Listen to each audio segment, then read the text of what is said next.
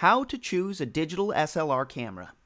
Hello, and welcome to Video Jug. We're going to discuss what features you should look out for when purchasing a digital SLR camera.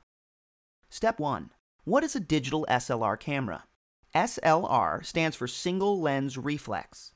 SLR cameras have been the favored cameras of professional photographers for decades.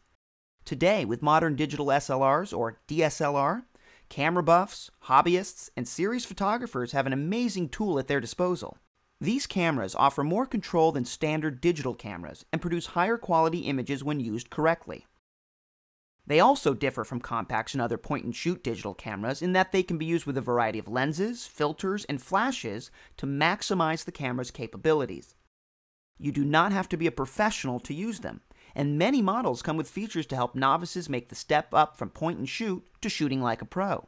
The higher-end models do, however, presume a certain level of knowledge about SLR photography. Step 2. What will you use your camera for? One of the first questions you should ask yourself is, what sort of pictures am I likely to take with this camera? Is it simply for recording events from your life? Do you want to take pictures of subjects moving at speed?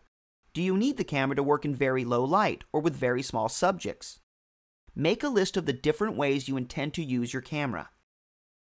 Step 3. Size.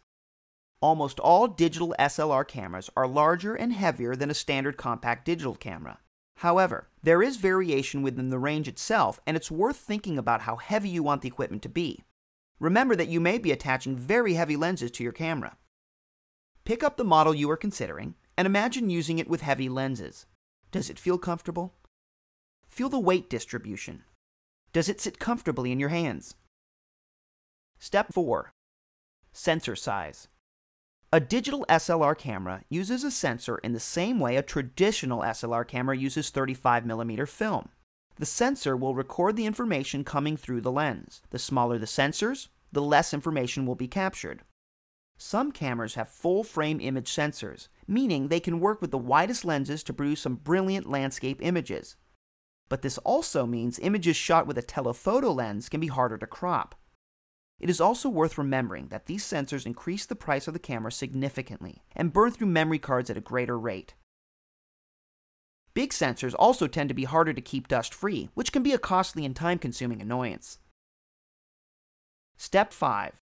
LCD monitor. Unlike compact digital cameras, the LCD screen on DSLR cameras only allows you to view the image after it has been captured. For composition of the shot, you have to use the viewfinder. However, the LCD screen is still a very important feature. Not only does it display the pictures and menu options, it also is used to display histograms giving exposure information about your photos. As with standard digital cameras, try to select a model which has a large, clear LCD and as many pixels as possible. Step 6. RAW and JPEG formats. Some digital SLR models can record images in both RAW format and JPEG format. This is a very handy feature and is worth getting. RAW images take up far more memory as the information is largely uncompressed. You will need special software to view RAW images, but the software also allows you to tailor the photo after it has been taken, and then save it as a normal JPEG or TIFF file. JPEGs are compressed, and so more will fit on a memory card. If you choose high levels of compression, the picture quality will suffer. Once a JPEG photo is taken, you cannot alter features of the photo such as white balance and exposure compensation. Step 7. Memory cards.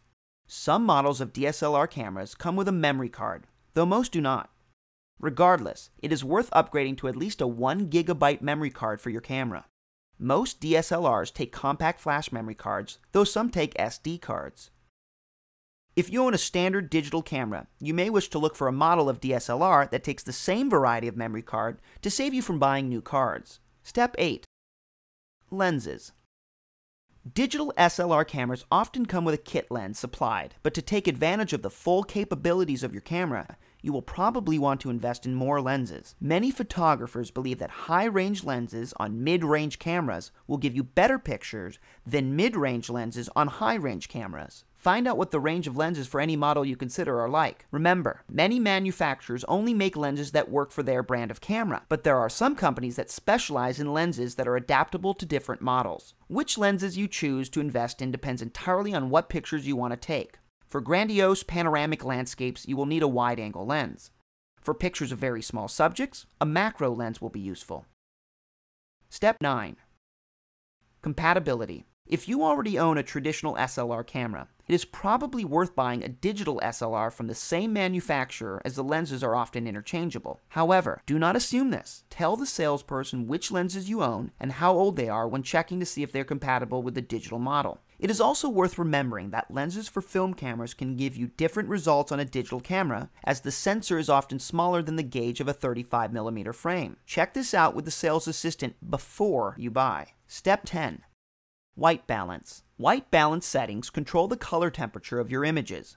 In strong daylight, images can appear bluish and cold, whereas indoor lighting can make people look strangely orange.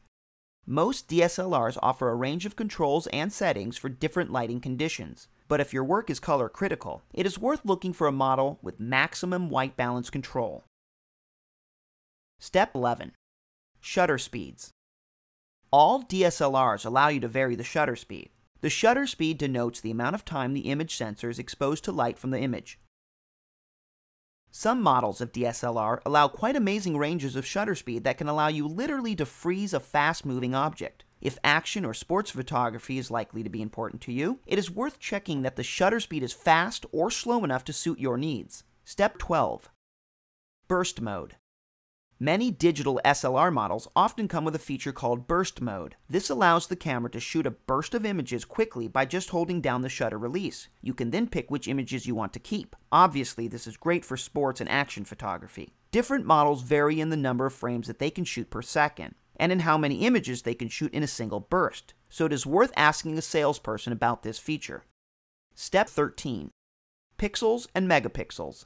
Digital pictures are made up of hundreds of thousands of pixels arranged in a grid that makes up the image. Pixels contain information about light and color for the area of the image they correspond to. A megapixel is 1,000,000 pixels. The more pixels, the clearer your images will be, and the more realistic colors your camera will be able to capture. However, there is a misconception that the number of pixels is the only important factor when considering picture quality. Also important is the pixel size. Many standard digital cameras boast massive megapixels of resolution, but will still not produce the quality of image of a DSLR with a smaller number of pixels. This is because DSLRs have bigger pixels which capture more light. This especially is important when taking pictures in low light or with faster shutter speeds. Step 14. Other features. It is also worth considering some of the other features found in some DSLR models. Dust protection for the image sensor is available on some models, and this can even go as far as self-cleaning image sensors. If you can find a model with this feature, it will probably save you a lot of frustration. You should also ask the salesperson about how the camera connects to a computer. Generally, DSLR cameras have USB ports, but increasingly models have FireWire ports and even wireless options for downloading your photos. Check that your home computer is compatible to the options on your chosen camera.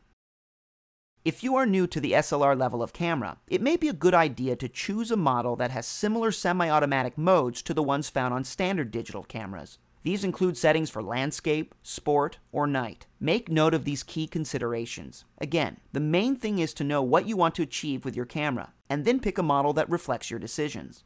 Done.